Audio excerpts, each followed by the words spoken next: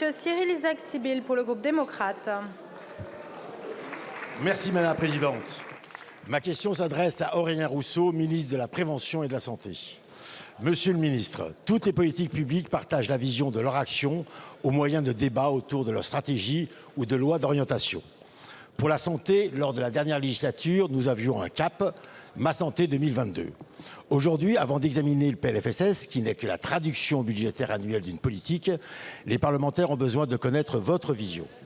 Vos services travaillent actuellement depuis plusieurs mois sur un document qui définit la trajectoire pluriannuelle de la politique de santé.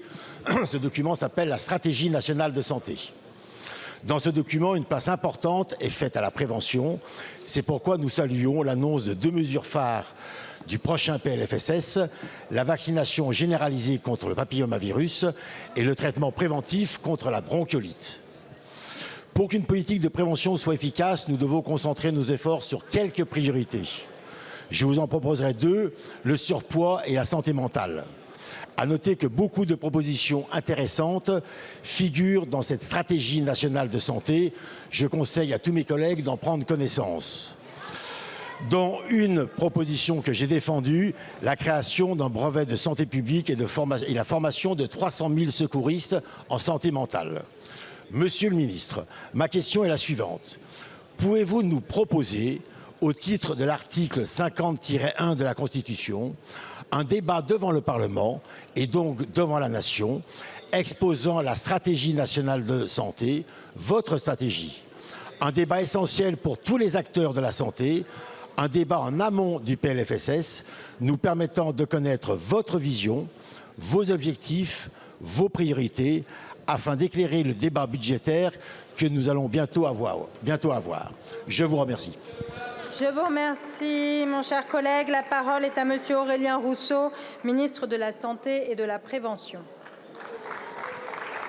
Madame la Présidente, Mesdames et Messieurs les députés, Monsieur le député, vous avez raison, nous avons besoin d'une stratégie de santé pluriannuelle, évaluée, une stratégie de santé qui soit aussi débattue régulièrement devant le Parlement. Mais nous avons besoin de la replacer dans un cadre politique, que ce ne soit pas simplement des indicateurs et des chiffres. Et ce cadre politique, il est d'autant plus important que nous avons aujourd'hui 3 grands changements. Et depuis, vous l'avez cité, Ma Santé 2022, et depuis, de très nombreuses initiatives ont été prises, le Ségur de la santé, pour améliorer la rémunération des soignants. Nous avons aussi des lois qui ont été initiées par le Parlement, je pense à la PPL RIST, mais nous avons aussi la crise du Covid qui nous a fait progresser sur de très nombreux chantiers. La deuxième raison pour laquelle je pense que nous devons avoir ce débat, c'est que, vous l'avez dit, monsieur le député, le virage préventif, il est en cours, il est pris. Vous avez cité en particulier la campagne d'immunisation contre la bronchiolite.